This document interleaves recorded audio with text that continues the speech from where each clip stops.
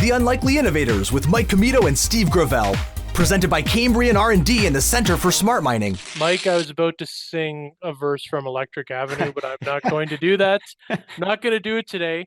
Of course, today, in that vein, we are joined by Trent Mell, who's the founder and CEO of Electra Battery Metals. Great to have Trent on the show. He's a busy guy, and it was awesome to hear his plans for what they got going on in Temiskaming Shores. What do you think? Well, before we get to Trent, I will say that if I had to pinch hit and do that intro, if I were to put myself into the mind of Steve Gravel, my thought was to do a little riff from Electric Avenue. So I think maybe you become a caricature of yourself on this podcast. That's where I knew you would go. I'm glad you didn't do it though, because you do have a lovely singing voice, but I feel like for Trent's sake, we didn't have to open with that. Well, I think that if you've been doing things long enough, like we have been on this show, you eventually have memes that start to develop. And one of the memes is me doing a singing intro. So it doesn't become a meme if I don't refer to it in this way. Well, I will say, it's only a meme in so far as that we've talked about. I don't think anybody has memed us. That's when you know you've made it as a podcast, when there's memes of us. Unfortunately, not yet, but we're still into this journey. There's still a lot of legs ahead of us. So maybe then, but anyway, enough about that. No, we had Trent Mell on today and it was great to talk to Trent. Because I think also he shares our passion for the history of Cobalt and Temiskaming Shores. Mm-hmm. So it was great to kind of go down, memory lane with him. It took me back to those days at Laurentian, reading A Vast and Magnificent Land and learning about just like, I really do think that by and large, a lot of people don't realize like just how, built up and elaborate, Cobalt was, in the early 20th century. Who's that? Matt Bray? He was one of them. Yeah, for sure. Yeah. And, but no, Trent did a great job on that. And I think also just like describing the vision of what this would look like, what it would mean for the province. I think that's inspiring and we look forward to seeing that develop. I think even, him sharing the tidbit that in between, having a conversation with us two rubes today, he's taking meetings with the State Department because obviously the importance, of these critical minerals to not only the EV sector, but other sectors like defense. There's a lot of players that are keen to see this develop further and realize, that vision for that fully integrated battery materials park. It's definitely inspiring to see. Yeah, it's weird. The State Department hasn't got back to us yet. Perhaps one day. No, but awesome. I think we'll go right to Trent now and he'll tell us all the fine things he has to say about the work he's doing. We're now back and we're very pleased to be joined by Trent Mell. Trent is the founder and CEO of Electra Battery Metals Corporation, formerly First Cobalt Corporation. Electra's mission is to create the only fully integrated, localized, and environmentally sustainable battery materials park in North America. Trent brings more than 20 years of international business and operational experience. His mining career includes permitting, development, and operations with Barrick Gold, Shared International, North American Palladium, and Orico Gold. Trent's commercial experience includes M&A, joint ventures, off-takes, contracts, and $2.6 billion in equity and debt financings. He was also CEO of Falco Resources, owner of the Horn Project, which has mineral reserves of over 6 million gold equivalent ounces.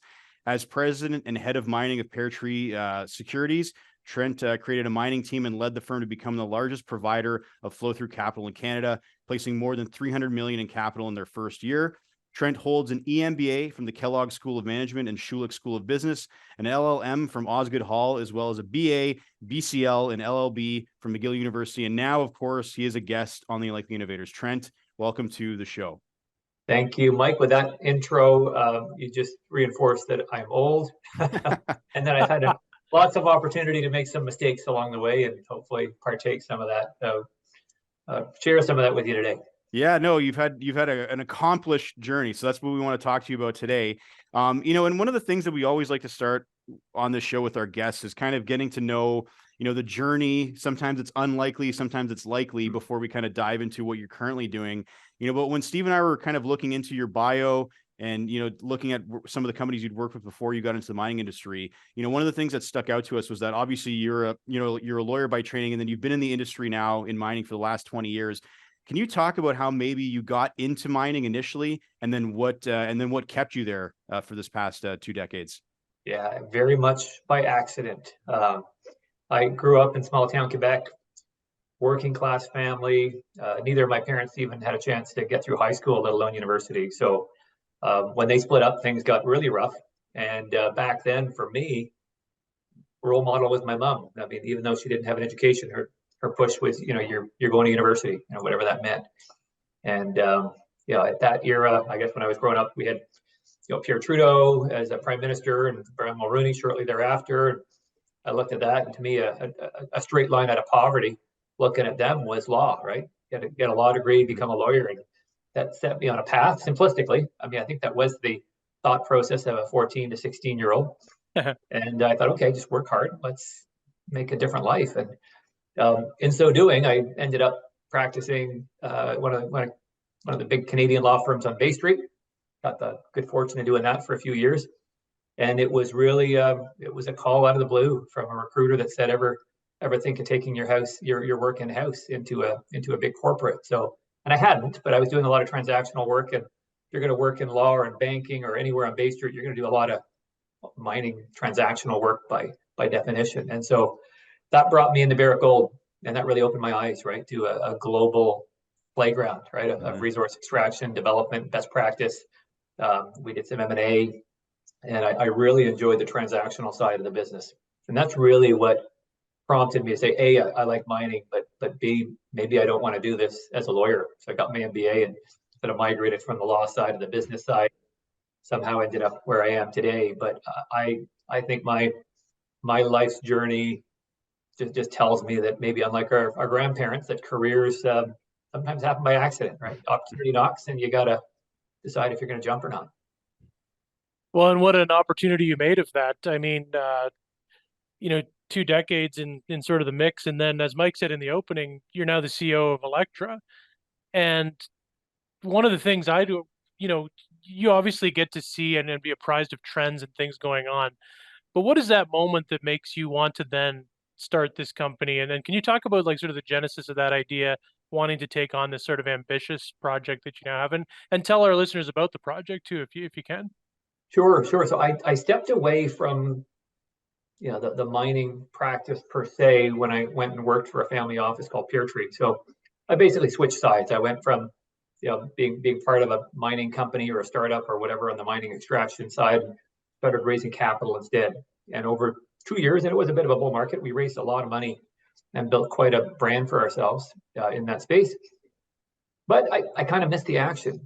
Building a company is hard, but the adrenaline rush of doing something, building something, doing a transaction to me was appealing. So I left the relative comfort, I suppose, of the family office and accepted the opportunity to join a new venture called First Cobalt. And again, I won't say that I had a ton of foresight here, but as I started speaking to some of the individuals who had the idea around First Cobalt, it didn't take long for me to recognize the importance of both the energy transition movement. This is early, this is 2017, but also the geopolitical reality that China controlled everything in the supply chain.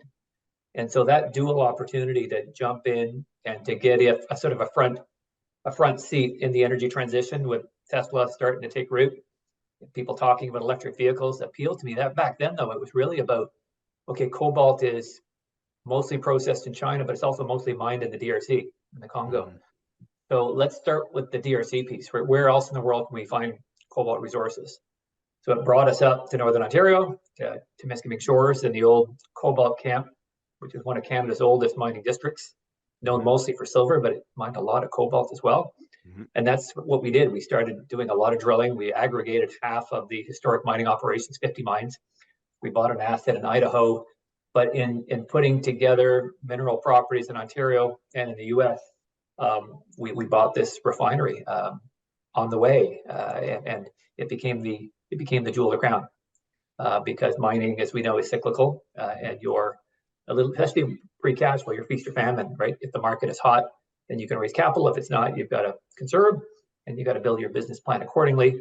So when the cobalt market cooled down, we started looking at this refinery and recognized that as a hydromet facility, low carbon permits, we got something pretty unique, and it turned out quite accurate. Nothing like it today in North America, and that sort of set us on the journey we're on now of trying to build North America's first battery grade cobalt refinery, and in tandem with that, work on battery recycling, with greater aspirations to build a nickel refinery as well and have this integrated battery materials park. Well, yeah, actually, Trent, you set me up perfectly for that next question, because I know that you just said it, and I'd said it in the bio as well, that, part of the vision is that fully integrated, localized, environmentally sustainable battery materials park. A lot of our listeners are from the mining sector, but a lot of them come from different sectors across Canada and the US. So can you maybe dive in a little bit more as to what that fully integrated battery materials park looks like? I know that there's 3 different components that you just mentioned, but maybe if we can kind of drill a little deeper into that. Yeah, no, that's a good point. So, I view, we call it the midstream of the EV supply chain. The midstream is taking the mines that we have and the endowment that's as yet undeveloped and unmined, and making or converting those minerals into a form that is usable by the cell manufacturers and ultimately the OEMs that are making the electric vehicle. So we're that bridge, effectively, as I see it, the bridge that's going to connect Canadian mines to North American EVs. And if you look at, let's take Sudbury as an example, with all the nickel we produce there and PGMs and some copper, all of that's going to the alloy market, the metal market. But none of that production today is being converted into its chemical form or a salt, really. If you were to look up cobalt sulfate or nickel sulfate or manganese sulfate on the internet, you'd see this powder of different colors depending on the element. And that's what needs to go into the battery. And so our role at inception will be to receive material from the DRC. So we haven't solved that, but we are diverting it away from China. And so you're bringing in semi-processed material. It's called a cobalt hydroxide. And then we leach it and put it into a salt ultimately that can be shipped to the next supply chain. So if you were to stack it up, first you mine it, then it comes to us. And once it's come through us, then it goes to the precursor manufacturer, where they make these sort of rolls of material that goes into the cathode. And then that cathode then goes into the cell. Now you can start picturing all these tiny little cells that go into the battery pack. But that refining, PCAM and CAM, is the piece of the supply chain that does not exist yet in North America. It's coming. We're a part of that. Bécancour, Quebec. There's a couple of other players that are actively chasing it. But that's an area of excellence that exists in China, Japan, and Korea that needs to come to this side of the world. And I think, the more I've been reading and thinking about this, this is putting mining, this opportunity around electrification and transition and decarbonizing has put these sort of folks that are extracting material so much closer to the consumer than ever before. And I think one of the interesting things you referenced China, about where cobalt in particular is being processed. What makes the environmentally friendly process that Electra's conceiving of a differentiator or unique in that regard that sort of sets it apart and makes it more palatable for consumers? Yeah, we got a few advantages here. One, look, we're not in China, so we don't have access to cheap capital. We're not in the US, so we don't have direct access to maybe the IRA monies. So there's a couple of hurdles you got to overcome. But we've got a mining culture. We've got a great regulatory regime. We've got skilled labor and trades. And so you start to stack that up, specifically when it comes to the carbon footprint. When you look at Ontario, Quebec, Manitoba, very, very clean grids. So when you start thinking of your scope 2 emissions, that's where we knock it out of the park. China, a lot of our competitors are on coal-powered grid systems. So it doesn't even come close. We've got an abundance of water, so you're not in a water-strained area like the Atacama in Chile, for instance. And so from an ESG perspective, yes, carbon footprint is a hands down winner for Electra. And we're better, we'll be cleaner than any other cobalt refiner in the world. But moreover, a lot of our other practices, right? Engagement with communities, indigenous communities as well. And just the way we do business here in Canada is attractive because they're part of the appeal of the EV is, of course, low emissions, and our footprint gets carried into that vehicle. And as more and more accountability is required through the supply chain to add up the CO2 footprint of a vehicle, automakers, I will say, they're not yet paying for low carbon, but they care. They're trying to set up that supply chain for kind of 2025 onward. When it does matter, Europe's already passed regulations on recycled content. And so part of the EV transition has to be accountability for what is in the vehicle, and of course how the grid is powered. And so a lot of our discourse starts with, okay, you're local. We're trying to build a local supply chain. You got the geopolitics, but the ESG is an important attribute that I say they're not yet paying up, but I do think that changes in the next 3 to 5 years. Trent, I wanted to switch gears and, we wanted to ask this question because Steve and I are historians by training, and Cobalt, loomed large for us. We took a lot of Northern Ontario history courses at Laurentian, so we know that it was a key player, in the mining industry in the early 20th century, when it came to silver. Even had a pretty darn good hockey team, the Cobalt Silver Kings. They never got the Stanley Cup, but they were a pretty competitive club. So I'm not going to talk about hockey, but where I'm going with this is that obviously, Cobalt in the early 20th century, was a booming town. And then obviously with the development of first Cobalt in, 2017, as you'd mentioned, and then now with Electra, can you maybe talk a little about like the buzz around like what this development could mean for a community that was once, a major player in the province's economic system to what this could lead to, if that vision is able to come together? Okay, you're going to force me to go back a little bit, Mike, because you're right. The history of Cobalt, Ontario is remarkable. And I encourage anybody to go online, look at some of the images, go to Wikipedia if you want. But for a while, Toronto was merely the stopping off point for New York industrialists on their way to Cobalt, with two theaters, two opera houses, town of 10,000. You had a sister town that people have forgotten called Silver Center, which is about 10 kilometers to the south. You can find some old wooden structures if you want to take the walk through the forest. You can also go into the Cobalt Mining Museum. There was so much activity going on there at the turn of the century.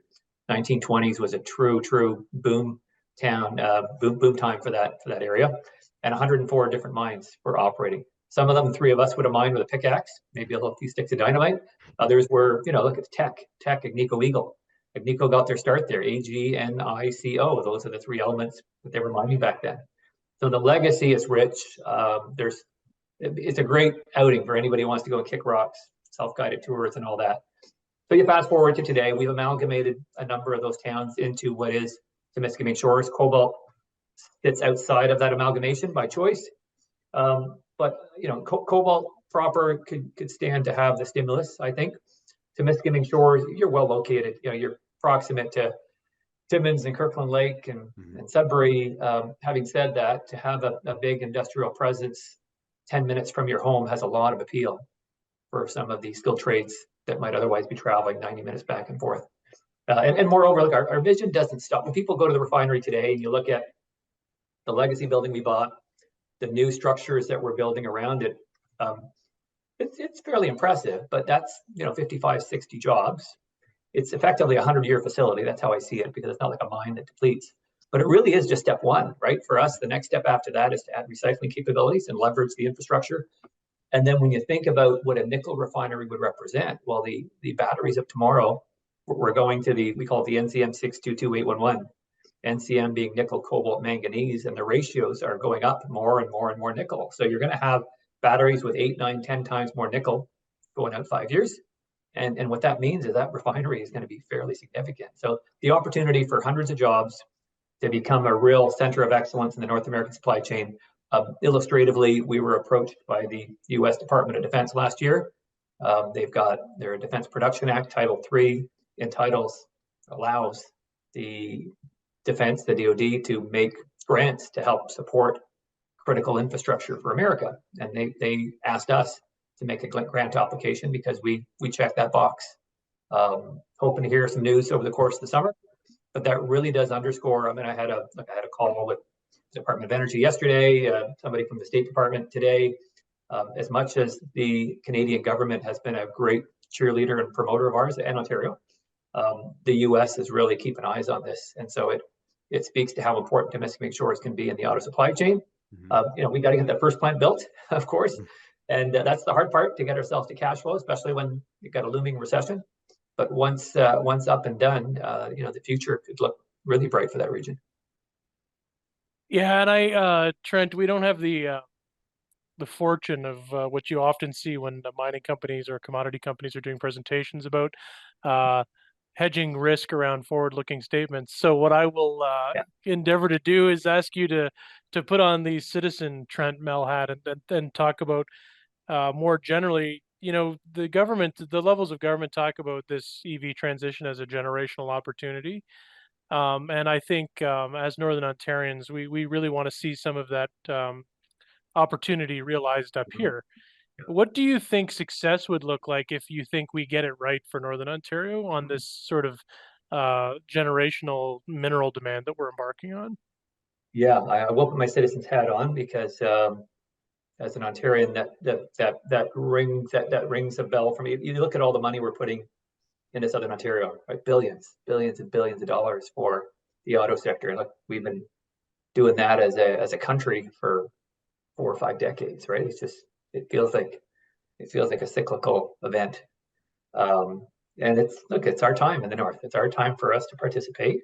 I don't look. We've received 5 million from the Ontario government, maybe another 5 to come. So the dollars are small. The desire to see this successful outcome is there. Permitting and all of the kind of red tape has been, I think, aided by virtue of the fact that we are in the critical mineral space. But I think, beyond Electra, success should mean new mineral development. It's not just the processing, right? Then as it go back to the nickel piece that I alluded to, Ford did a deal in Indonesia to get a lot of its nickel from that country, just given the abundance of resource that's there. But I mean, that's dirty mining in a tough regime, and it's far away. So you've got scope 2 emissions from your energy production, you got the transport, you got the overhang of some geopolitical risk. We've got a lot of nickel through Ontario, Manitoba, Minnesota that could and should and needs to be developed. It's going to take a concerted effort, I think, of downstream OEMs or battery makers, government, and industry. But success to me is, Electra with a few hundred jobs, with all the forward-looking statements around that we're not there, and others. But I think the mining piece is critical because that's what is going to contribute to the logic of having Electra set up where it is, right? 2.5 hours from Sudbury, for instance, close to Timmins. There's a lot of opportunities beyond what's there now. Notably, like you look at the rumors of Vale being courted by the likes of GM, or maybe spinning off a part of their nickel division. They're building a nickel sulfate plant in Bécancour, Quebec, to service that industry. So you can already start to see the early, the early developments there. The automakers, they got a lot of money, and I think they could really accelerate that transition for us here in the North. Well, it's exciting times ahead for sure. We look forward to seeing how it plays out. But Trent, you've been really generous with your time, squeezing us in between meetings with state departments. So again, we appreciate that. But before we let you go, we did want to have a little bit of fun because we did do a little bit of LinkedIn sleuthing, and we did notice that once upon a time you had worked for Michelin. And so if you'll kind of go on this journey with me, not a lot of people know that the Michelin star rating for restaurants comes from the tire company. So we wanted to ask you, where is your favorite place to eat in Canada? If you could pick one restaurant where we can go there right now, what would be the number one place that comes into your head? I think it's going to be shutting down soon, but there is a great restaurant in Haileybury, in Temiskaming Shores, called Le Tucton. And it's an Indigenous chef. I think he's getting ready to hang up the shingle, but just before COVID, he opened up a restaurant and always had a different cuisine. If I could give a Michelin star to somebody or some restaurant, that would be the one. Well, there we go. That's awesome. That's a great review. All those culinary tourists out there, head to Haileybury before it's too late. There you go. You got it. Yeah, that's awesome. Trent, thanks so much for your time. I think lots of reasons to be optimistic, but it's going to be hard work, and we all have to work together to get there. Thanks for coming on the show, and we look forward to seeing more from Electra as the months and years unfold. All right. Appreciate it, Steve and Mike. Great catching up. Thank you. Yeah, no, thanks, Trent. Appreciate it. You see how I stick handled this Cobalt Silver Kings into that, Steve? You can't be that's stopped. My like you have a sickness. That's my meme. So like yours would be opening up the show singing. Mine would be finding a way to like jam hockey into it. Although you have a deep sickness. I'm not well, but anyway, I appreciate you for sticking with me for all these years. But one of the things that I wanted to ask you, because we asked Trent, and I think he appreciated the journey that I went on with that question, tying his time at the Michelin Tire Company to the Michelin star rating. I don't think I've ever been to a Michelin star restaurant because I feel like I would have known that. You might have. I don't think so. There's not too many in Canada. No, there's not. But anyway, it's not about the Michelin star. The thing I wanted to ask you was, if you were given the opportunity to go to any restaurant you want in Canada right now to grab whatever meal that is, tickling your fancy at the moment, where would you go? We heard Trent's answer of a local place in Temiskaming Shores, but where would you Yeah. go if you had that golden ticket? Well, up until recently, I would have probably a different answer to that question, but I had the opportunity in Montreal to go to Au Pied du Cochon, Mm, and like they have an interesting process of how they own their own sugar bush, they own their own sort of pig farm, and they sort of blend those two things, maple and pork. But what I thought was really interesting is just how they've really captured a modern take on French Canadian classics. Pudding chômeur for dessert was mhm. just I felt like I was sitting at the kitchen table at my grandparents' house. Transported. Yeah, transported there, the smell, the taste, it was incredible. So that's where I would go if I could be transported there. But I'd probably have to get treated for gout after that because they also serve a lot of foie gras, which is good, but you can't eat a lot of. Yeah, and when he was still with us, God rest his soul, Anthony Bourdain said that OPA was like one of his favorite restaurants to go to, like in the world. He didn't say like Yeah, in Quebec or in Canada, in the world. And there's this great clip of him. This is probably like 15, 20 years ago. He was there and they put him through the gauntlet where he's just eating dish after dish. And like I honestly don't know how he did it because like there is too much so of a good rich. thing. It's so rich. Foie. Yeah, And I mean, obviously, there's a whole other conversation around foie that we could have, but we're not going to have that conversation. But yeah, just to see him do that was like, ooh, that would be the trip where like you would never eat it again in your life because like that's right. you had too much of it that one time. So Well, you're not getting off so easy, my friend. If I ask the same question of you, where would you like to be transported to right now? Can I guess? yeah, you can guess. I probably won't get it. Um, no, actually, I won't guess. Well, You go. go ahead. No, I need to know now. Well, Like, I was gonna go super like nostalgic for you. I think that like part of you would want to go and have a nice fresh slice of Mrs. B's from Sault Ste. Marie, but um, I think you're thinking more sit down fine dining, right? yeah, I mean, Mrs. B's, that's a good pull because I will say again, for those that haven't heard me advocate on this show, that Mrs. B's Pizza in Sault Ste. Marie, Ontario Yeah, is my favorite pizza in the world. Mind you, I haven't eaten pizza in a lot of places, so maybe I'm just not worldly enough, but yeah, it could be. I do rank that pizza as quite up there.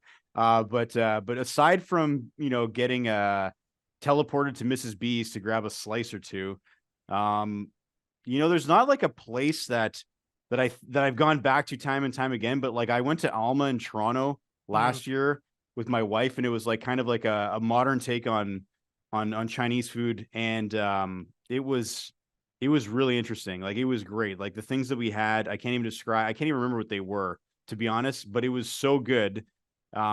Yeah, it's hard to describe. Like we have a lot of great restaurants here in Sudbury, but I feel like when you get to a larger city with a lot of like culinary experts there, and you yeah, really get to kind of go down like their vision for their food that they've spent years like trying to perfect and articulate, and you get to yeah, try that, and it's like it transcends like anything you've ever had before. So like for that's a sure. place that I would love to go back to.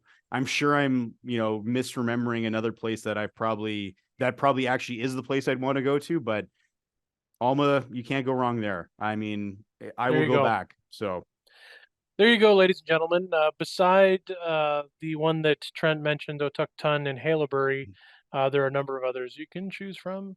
yeah, I did want to say this because I had gone to Temiskaming Shores on a work trip at my previous employer prior to Cambrian, and this was before first Cobalt, before Electra.